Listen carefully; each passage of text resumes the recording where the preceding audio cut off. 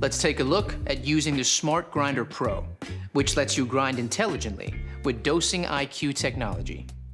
When grinding for espresso, it's really important that you use a single wall filter basket. That way, you'll get the maximum flavor potential of the coffee that you're making. Let's insert our 2-cup single wall filter basket into our portafilter and choose a 50-54mm cradle. Insert the portafilter into the cradle and set your grind size. Here, we'll select 14 to start, which you'll adjust depending on the flow rate over espresso. Next, set the number of shots. For a double cup basket, we'll set this to 2 shots. Now, start grinding by pressing the start button or momentarily pressing the portafilter in and releasing. You can use the pause function to settle and collapse the grinds in the filter basket before reinserting into the cradle and continuing to grind the remaining dose.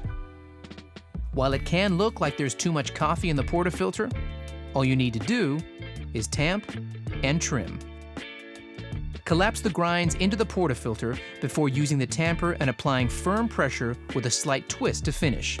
Then use the razor to trim the perfect dose, leaving you with just the right level to make the perfect espresso coffee.